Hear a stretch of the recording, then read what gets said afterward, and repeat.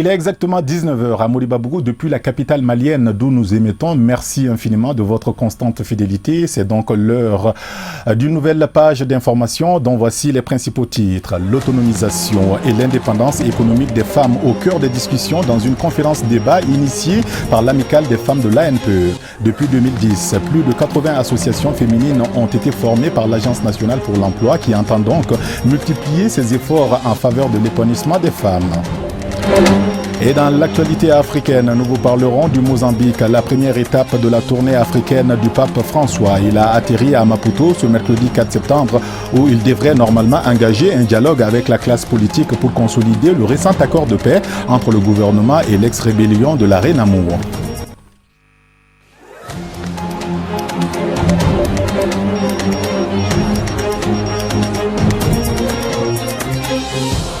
Et nous sommes le jeudi 5 septembre 2019. Merci encore à vous qui nous rejoignez dans cette nouvelle session d'information sur Chérifla Télévision. Tout d'abord, une délégation composée d'une vingtaine de disciples et d'enseignants de l'Institut de formation des maîtres IFM de Nara dans la deuxième région administrative du Mali a été accueillie par le président du Haut Conseil islamique du Mali et également président du GLSM, groupement des leaders spirituels musulmans du Mali. L'objectif étant de le remercier et de solliciter auprès de lui des bénédictions. Je vous propose donc d'écouter les réactions d'un des responsables de l'IFM, l'Institut de formation des maîtres, à l'issue de la rencontre tenue ce mercredi 4 septembre à Bankoni, au domicile du guide spirituel des Ansars. Très bien. Ce soir, l'objet de cette visite chez le guide est chez Chérif Ousmane Madan Haidara. C'est juste pour lui demander des bénédictions et aussi de lui faire encore des bénédictions. Et totalement, nous sommes satisfaits parce qu'il nous a bien accueillis. Vraiment, cet accueil a été un accueil chaleureux. Vraiment, c'est féliciter et saluer encore et remercier notre guide et Chérif Ousmane Madan Haidara. Vraiment, et demander aussi, bon Dieu, qu'il donne une longue vie à Chérif Ousmane Madan Haidara pour que Chérif Ousmane Madan Haidara puisse sauver la vie et encore en particulier l'humanité. Je vous l'annonçais en début d'édition, l'amicale des femmes de l'ANPE, l'Agence nationale pour l'emploi, à travers l'association des Sœurs unies des logements de Tabakoro, avec l'appui de la Direction générale de ce service public de l'emploi, a initié ce jeudi matin au CNPM une conférence débat sous le thème l'autonomisation, contribution de l'ANPE dans l'association et la promotion des femmes maliennes. Une initiative en vue de magnifier davantage la femme africaine tout en exprimant une profonde gratitude au directeur général de la structure qui s'est vu décerner un tableau d'honneur pour son soutien constant en faveur des Maliennes. Le reportage est signé Sadio Sidibé et Baba Keita. Cette activité s'inscrit dans le cadre des festivités du 31 juillet dédiées chaque année à la femme africaine. En célébrant cette journée, l'amicale des femmes de l'ANPE, à travers l'association des Sœurs unies des logements sociaux d'Intabakuru, ainsi que toutes les sensibilités féminines du Mali, ont organisé une conférence débat pour exprimer leur reconnaissance à l'endroit du directeur général de l'Agence nationale pour l'emploi pour son appui en faveur des femmes du Mali, en lui décernant un tableau d'honneur et une attestation. La femme de l'ANPE, consciente du poids de la responsabilité qu'elle assume, n'en demeure pas moins en dehors de ce combat au regard des défis auxquels notre agence est confrontée. C'est donc pour nous le lieu d'exprimer toute notre gratitude et notre reconnaissance à l'endroit des autorités du pays pour les nombreux et multiples efforts consentis en faveur de l'émancipation de la femme malienne. Je suis là dans le cadre de l'invitation de l'ANPE qui nous a donné des kits de formation en savonnerie. Il y a plusieurs gammes de savonnerie. Ils nous ont formés en eau de javel, en savon liquide, en kabakuruni et en savon lessive. Donc accompagné des kits appropriés aussi. Donc franchement, nous ne faisons que remercier l'ANPE pour tout ce qu'il mène pour l'autonomisation de la femme africaine en général et la femme malienne en particulier. Président de la cérémonie, le directeur général de l'ANPE s'est dit honoré d'animer cette conférence débat aux côtés des vaillantes femmes en vue de leur autonomisation. Cet événement a pour thème l'autonomisation, contribution de l'ANPE dans l'association et la promotion des femmes maliennes. C'est un réel plaisir pour moi de participer à l'ouverture de cette cérémonie de conférence débat organisée par l'Amicale des femmes de l'ANPE dans le sillage de la journée panafricaine de femmes célébrée chaque année le 31 juillet. L'ANPE a pour mission principale, au niveau même de ce texte de création, de contribuer à la promotion de l'emploi féminin et aussi de contribuer à la promotion de l'emploi des personnes en situation de handicap. Et l'ANPE, je ne dirais pas jouera pleinement son rôle, mais l'ANPE a déjà joué sa partition en étant toujours aux côtés des femmes pour leur insertion socio-économique. À l'ANPE, il y a des défis aujourd'hui à relever. Il faudrait que l'amicale puisse travailler à renforcer les capacités des ressources humaines pour que ces ressources humaines, ces femmes braves, puissent aussi participer à l'édification et à l'atteinte des résultats globaux de l'agence dans des postes de responsabilité au même niveau, sinon plus que les hommes. À titre illustratif, l'ANPE a formé 80 associations féminines maliennes de 2010 à nos jours sur l'ensemble du territoire national dans plusieurs secteurs, entre autres la savonnerie, l'agroalimentaire et la pisciculture. Le directeur général de l'ANPE a également annoncé qu'il aiderait les femmes dans l'exécution de leurs projets. Dans le cadre de l'exécution de son plan stratégique de développement PSD et des différents plans de travail annuels, diverses actions sont entreprises par l'ANPE dans le cadre de l'autonomisation des femmes, que ce soit à Bamako ou dans les différentes capitales régionales, à travers des activités génératrices à la fois de revenus mais aussi des emplois. À titre illustratif, de 2010 à nos jours, l'ANPE a formé et inséré 80 associations de féminines sur l'ensemble du territoire national, dans plusieurs secteurs, tels la savonnerie, l'agroalimentaire, la pisciculture, la restauration, la couture, pour ne citer que ceci. La rencontre a été sanctionnée par une animation musicale de l'ensemble instrumental du Mali. Nous restons donc avec les femmes sur le plan politique pour vous parler de l'ouverture d'un atelier national de validation des textes et programmes d'activité du mouvement national des femmes du parti Alliance démocratique pour la paix ADP Maliba. La cérémonie inaugurale qui a eu lieu ce mercredi 4 septembre au centre Awa Keita en commune 3 du district de Bamako a enregistré la présence du président et d'éminentes personnalités proches du parti. Voyons tout cela avec Alhamidou Badini et Sédou Nyareya. Venues de toutes les régions administratives du Mali, les femmes de l'Alliance démocratique pour la paix ADP Maliba procéderont au cours de la journée à l'adoption définitive du règlement intérieur et à la validation du programme d'activité semestriel. Madame, camarades femmes du parti, l'atelier qui nous réunit ce matin a pour vocation de vous soumettre le projet de règlement intérieur, la carte de membres et le plan d'action semestriel que nous allons mettre en œuvre pour les prochains mois. J'attends donc de chacune d'entre vous une attention particulière et un sens profond d'analyse des documents qui vous seront présentés.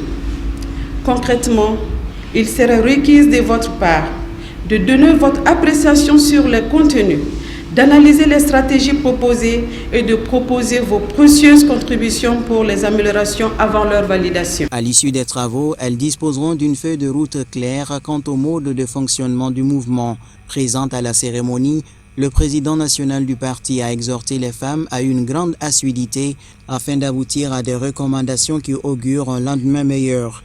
Il s'agit d'outiller toutes les femmes du parti de connaissances suffisantes sur l'organisation et le fonctionnement de votre mouvement. Pour ce faire, je vous exhorte à plus d'engagement et à une grande assiduité tout au long de vos travaux. Mesdames et messieurs, les mouvements affiliés sont des viviers de notre parti. Mais souvenons-nous, l'ADP Maliba va toujours réserver à la jeunesse et aux femmes la place qui est la leur. L'occasion était également idoine pour le mouvement national des femmes du parti ADP Maliba d'évoquer les difficultés auxquelles elles font face et au président de les rassurer que des dispositions seront mises en place pour répondre efficacement à ces doléances. Et dans un tout autre registre à présent, les enfants du camp 2 ont récemment bénéficié d'une session de formation de renforcement des connaissances sur les valeurs fondamentales de la République, les symboles de l'État tels que les couleurs nationales, les institutions de la République ainsi que ses fondements. Au terme de cette formation, une cérémonie de clôture a eu lieu ce mercredi 4 septembre au Musée national de Bamako qui a coïncidé avec l'an 1 du second quinquennat du président Ibrahim Boubacar Keïta, une initiative de l'école mobile pour la paix, la citoyenneté et le club des champions sous le parrainage du mouvement Ibeka Kanou. Étaient présents pour Chérifla Actualité Amadou Kamara et Ibrahim Koulibaly Ibé. Cette cérémonie de clôture de la formation citoyenne des enfants du camp 2, parrainée par le mouvement Ibeka Kanou, coïncidant avec la date d'anniversaire de l'investiture du président de la République Ibrahim Boubacar Keïta, a été une véritable aubaine pour les responsables du dit mouvement. D'abord, c'est un réel plaisir pour nous, vu que la date a coïncidé avec aussi l'anniversaire de la prestation des serments de son Excellence M. Ibrahim Boubacar Keïta. Donc parrainer une activité de l'école mobile pour la paix, la citoyenneté, est un sens. Le mouvement Ibeka Kanou déjà accompagne les actions du président. Donc en étant au devant de cette activité, c'est pour nous de témoigner tout l'effort que nous sommes en train de consentir pour accompagner le gouvernement, le président de la République.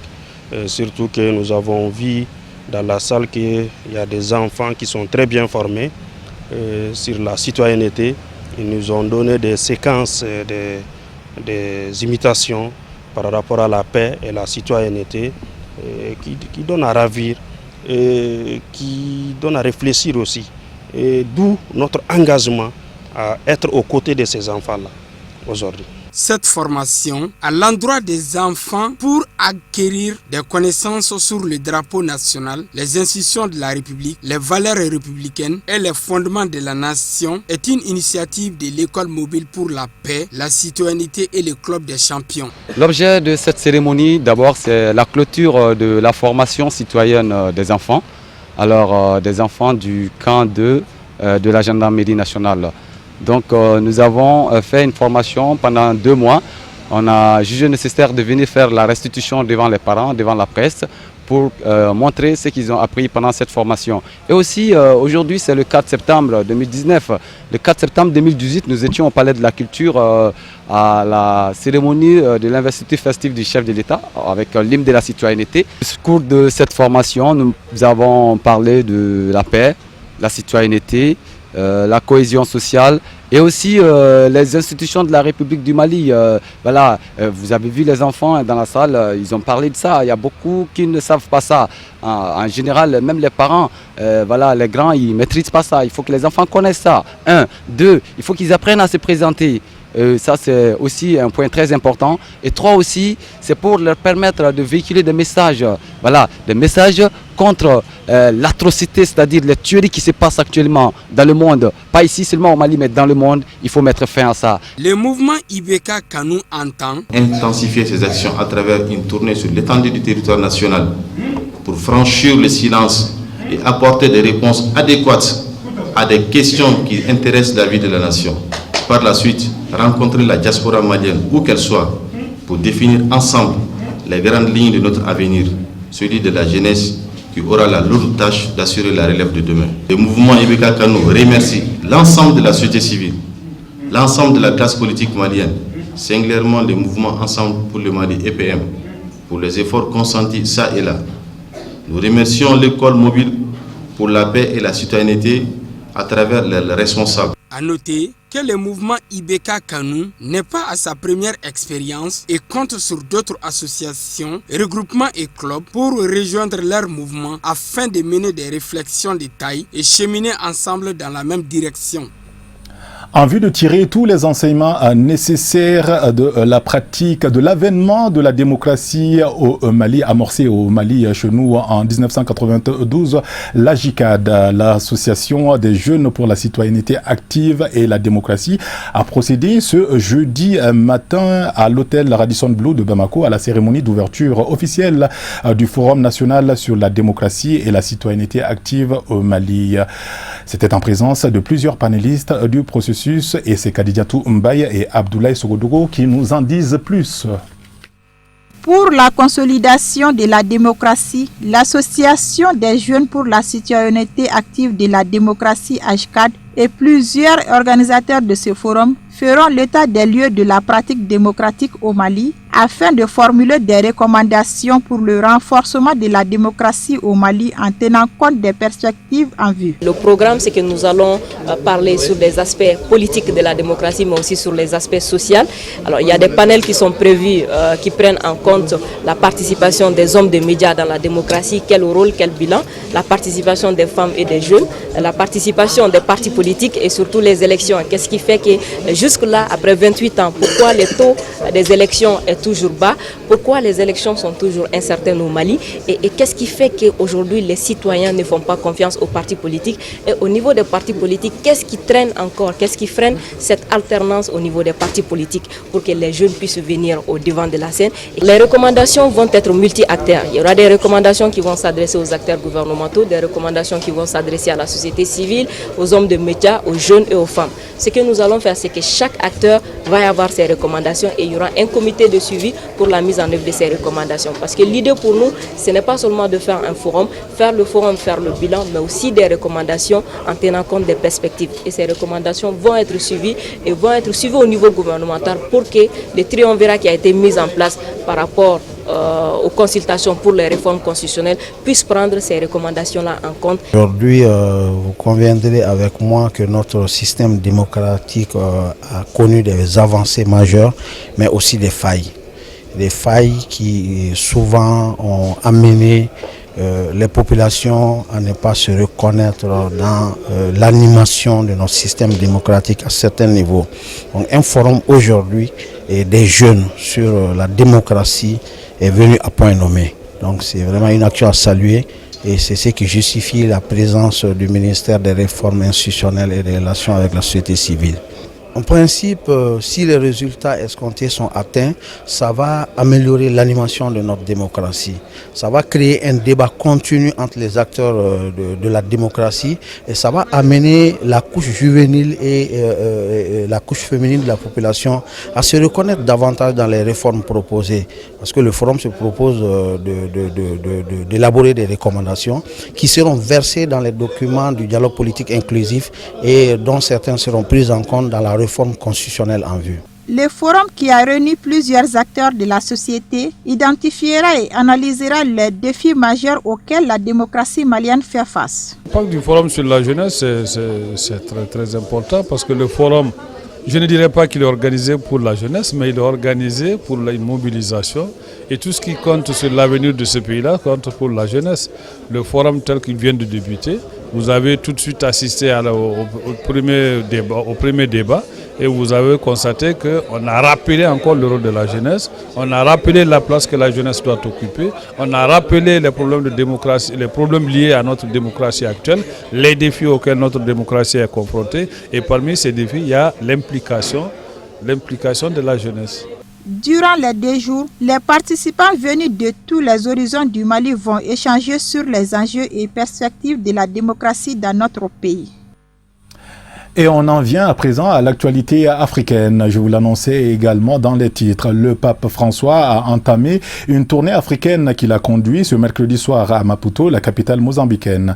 Un accueil triomphal digne de son rang lui a été réservé à sa descente de l'avion, puis une traversée de la ville sous de fortes acclamations à bord de sa papamobile. Cette visite du souverain pontife est censée apporter de la paix dans un pays qui souhaite en cimenter les fondements. La venue du pape dans l'ex-colonie portugaise à majorité chrétienne survient un mois après la signature d'un accord qui doit enterrer plus de 40 ans de conflit entre le gouvernement et l'ex-rébellion de la Reine Amour. Le pape François a appelé à un renforcement de cette réconciliation fraternelle, seule espérance pour une paix solide et durable. Le Mozambique, première étape d'une tournée qui conduira également le pape François à Madagascar et sur l'île Maurice dans les prochains jours. Voilà donc la transition qui est trouvée justement pour enchaîner sur les brèves. Dans l'actualité africaine d'aujourd'hui, on vous parlera de la formation d'un nouveau gouvernement en Côte d'Ivoire à quasiment un an des élections présidentielles. Puis des tensions diplomatiques s'intensifient entre les deux puissances économiques africaines, c'est-à-dire le Nigeria et l'Afrique du Sud, suite aux récentes émeutes xénophobes à Johannesburg. Et enfin, on vous parlera d'un autre sujet, les récentes inondations au Niger voisin, et le commentaire d'aujourd'hui est signé Moussa Fomba.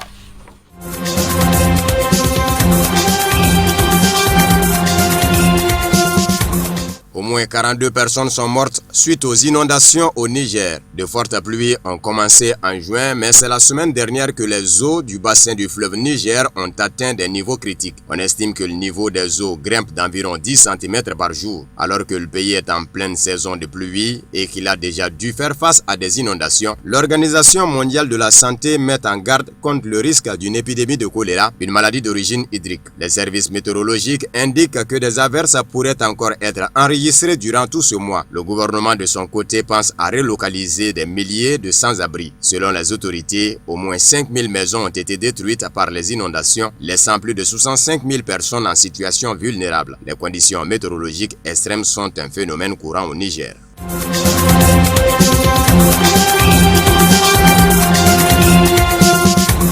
Le président ivoirien Alassane Ouattara a nommé mercredi un nouveau gouvernement sans grand changement, dominé par sa formation politique et marqué par la création d'un ministère de la sécurité et de la protection civile à un an de la présidentielle de 2020 en Côte d'Ivoire. La nouvelle équipe gouvernementale comprend 41 ministres contre 36 dans le précédent gouvernement et 7 secrétaires d'État contre 5. Le remaniement intervient en plein débat sur la nouvelle commission électorale de Côte d'Ivoire censée organiser la présidentielle de 2020. La crédibilité de la CEI est jugée cruciale en vue de la présidentielle de 2020 qui s'annonce attendue 10 ans après la crise post-électorale ivoirienne qui s'était soldée par plus de 30 000 morts après le refus du président Laurent Gbagbo d'admettre sa défaite face à l'actuel chef d'État Alassane Ouattara.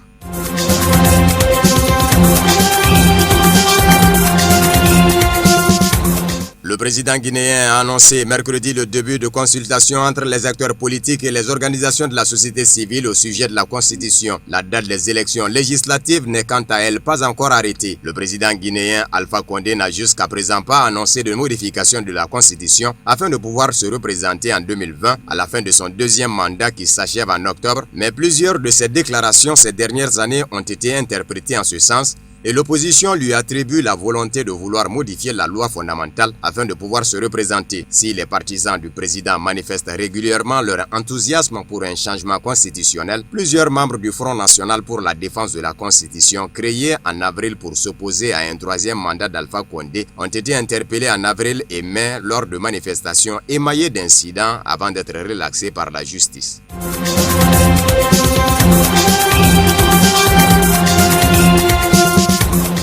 Pretoria a fermé temporairement ses missions diplomatiques au Nigeria à la suite de menaces reçues en représailles aux violences xénophobes meurtrières de ces derniers jours en Afrique du Sud, a-t-on appris jeudi auprès du ministère sud-africain des Affaires étrangères. À la suite de violences xénophobes ces derniers jours en Afrique du Sud qui ont fait au moins 7 morts, les appels au boycottage de grandes marques sud-africaines se sont multipliés au Nigeria. Mercredi, des échauffourées ont éclaté au Nigeria devant des enseignes des supermarchés. Le géant sud-africain des télécoms, MTN, a fermé temporairement ses agences à travers le pays après que des magasins ont été attaqués dans certaines villes du pays. Jeudi, la police patrouillait les rues de Johannesburg, capitale sud-africaine économique et épicentre des violences xénophobes après une nuit relativement calme selon la police et des journalistes.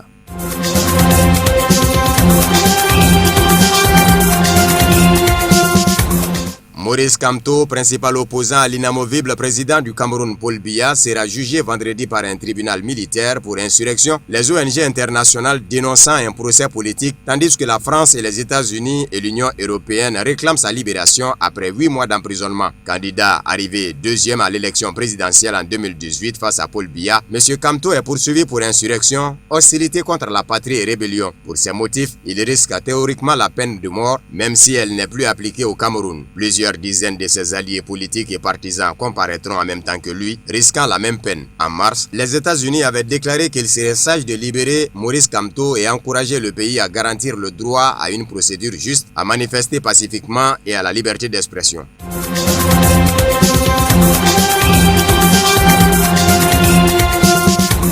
Où sont les 15 millions de dollars de revenus du pétrole qui ont disparu en RDC? La question est désormais sur toutes les lèvres. C'est une enquête de l'Inspection générale des finances qui avait pointé la ponction de ce montant sur des revenus du pétrole. Ce service de l'État avait demandé à la justice de s'en saisir et dénonce depuis des pressions. Ce week-end, 2 inspecteurs ont même été arrêtés. Et depuis la présidence, dont le directeur de cabinet Vital Kamere est mis en cause, garde le silence. L'inspecteur général des finances a transmis son rapport sur les 15 millions manquant des revenus pétroliers, quand la semaine dernière, une lettre attribuée au directeur de cabinet Vital Kamere, diffusée sur les réseaux sociaux, ordonne l'arrêt de l'enquête sur la gestion des finances publiques. Depuis l'investiture du président Félix Antoine Tshisekedi le 24 janvier, plusieurs membres de l'équipe de la communication de la présidence ont qualifié de faux le document.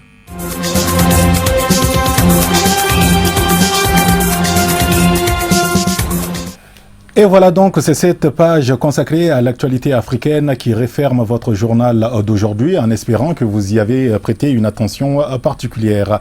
À 21h GMT, vous avez rendez-vous avec Mamadou Benchirif Soumanou pour la présentation du bulletin d'information en langue nationale bamanakan. Excellente suite de programmes sur Chérif la télévision et à très bientôt.